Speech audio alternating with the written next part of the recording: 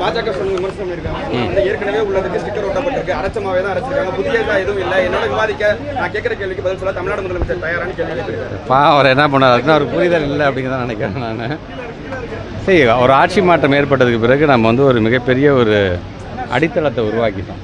அதனுடைய ஒரு மிகப்பெரிய ஒரு அறிவு விழா தான் நேற்று நம்முடைய மாண்புமிகு தமிழ்நாட்டு முதலமைச்சருடைய தலைமையில் நடந்த.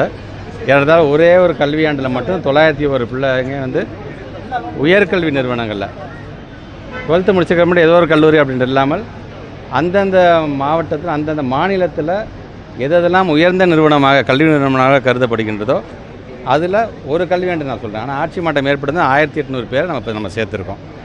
ஏன் இங்கே இருக்கக்கூடிய பத்திரிகை துறை ஊடகத்துறை சார்ந்த நண்பர்கள் வந்து எல்லாமே இருமொழி கொள்கையில் படிச்சுட்டு தான் ஒவ்வொருத்தரும் ஒவ்வொரு ப்ரொஃபஷனில் நம்ம இருந்துகிட்ருக்கோம். நம்ம ஸோ தமிழ்நாட்டோட முதலமைச்சரை பொறுத்த வரைக்கும் நாம் இருமொழி கொள்கையில் தான் உறுதியாக இருக்கிறோம் அப்படிங்கிறத சொல்லிட்டாங்க.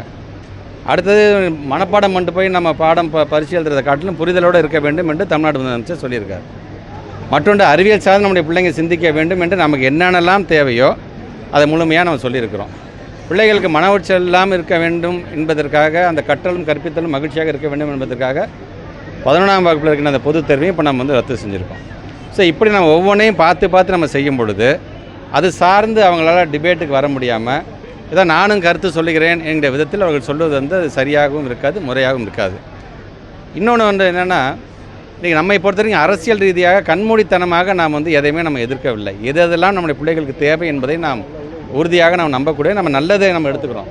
அதேமாதிரி நாம் என்ன செஞ்சது நல்ல விஷயமாக இருக்கும் அதை நீங்களும் எடுத்துக்கொள்ளுங்க, மற்ற மாநிலம் அதை பின்பற்ற வேண்டும் என்று நம்ம ஆசைப்படுறோம். எங்களுக்கு இருமொழி கொள்கை போதுங்க, மும்மொழி கொள்கை வேணான்னு சொன்னால் இல்லை நீ அதை பண்ணாதான் நான் உனக்கு பணம் தருவேன் அப்படிங்கிறது எப்படி இருக்கிறது? அது சார்ந்திருக்கின்ற கூடிய அந்த இயக்கத்தை சார்ந்திருக்கின்ற அண்ணன் எல் முருகன் அவர்கள் எப்படி இது போன்ற கருத்துக்களை சொல்லலாம்? உள்ளபடியே தமிழ்நாட்டை சார்ந்த முறையில் அவர் வந்து வருத்தம் பட வேண்டும் என்பதுதான் என்னுடைய கருத்தாக இருக்கின்றது.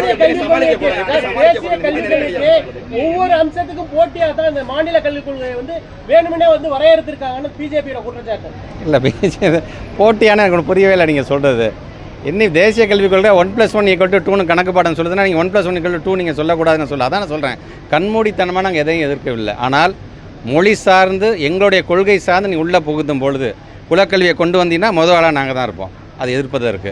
அதே போன்று நீங்கள் வந்து மும்மொழி கொள்கைன்னு கொண்டு வந்தீங்கன்னா அதை எதிர்ப்பதற்கு நாங்கள் தான் முதல் ஆளாக இருப்போம். நாங்கள் 3ஆம் வகுப்பு 5ஆம் வகுப்பு 8ஆம் வகுப்பில் அந்த பிள்ளைங்க பரீட்சை எழுதிட்டோம், ஃபெயில் ஆனால் திரும்பி 3ஆம் வகுப்பே படிக்கட்டுமே என்று சொன்னீங்கன்னா அது ட்ராப் அவுட் ரேஷியோ அதிகப்படுத்தும். அதனால தான் இன்றைக்கி ஆர்டி ஆக்ட் பற்றி 1ஆவதுலேருந்து 8ஆவது வரைக்கும் ஆல் பாஸ் என்று சொன்னால் சும்மா அந்த பிள்ளைங்க பாஸ் பண்ணிட்டு போயிடக்கூடாது, படிக்காமல் கொள்ளாமல். அதில் அதிலும் தரம் இருக்க வேண்டும் என்பதற்காகத்தான் இன்றைக்கி சர்வே பண்ணி இன்றைக்கி அந்த குழந்தைங்களுக்கு 3ஆம் வகுப்பில் கற்றுக்க வேண்டியதை கற்றுக்கிட்டு தான் 4ஆவது வகுப்பு போகுதா அப்படிங்கிறத முதற்கொண்டு இன்றைக்கி நம்ம வந்து ஃபுல்லாக நம்ம பார்த்துருக்கோம். நம்ம ஸோ அதெல்லாம் இல்லாமல் அவங்க இஷ்டத்துக்கு இல்லை 3ல் ஃபெயில் ஆகிட்டு போட்டோம், 5ல் ஃபெயில் ஆகிட்டு போட்டோம், அதுக்கு தான் கல்வி குலக்கல்வி இருக்குது என்று சொல்லும் பொழுது அதெல்லாம் நம்ம எதிர்க்கிறோம். இதே ஒட்டுமொத்தமாக அறிவு சார்ந்த உலகம் இது முழுமையாக உணர்ந்த காரணத்தினால தான் எஸ்சிபியை பொறுத்த வரைக்கும் நேற்று எல்லா தலைவரும் இன்றைக்கி வந்து பாராட்டுகிறார்கள். பிஜேபிக்கிட்ட அந்த பாராட்டை நம்ம எதிர்பார்க்க முடியாதான். இருந்தாலும் மாணவருடைய நலன் சார்ந்து தயவு செஞ்சு சிந்தித்து பார்த்து உங்களை கமெண்ட்டை கொடுங்க அப்படின்னு நான் கேட்டேன். அரசு பள்ளி மாணவர்கள் வந்து பாதிக்கிறதா சொல்கிறாங்க சார், கலைத்துறை மாதிரி மைக்கு பிடிக்கணும்.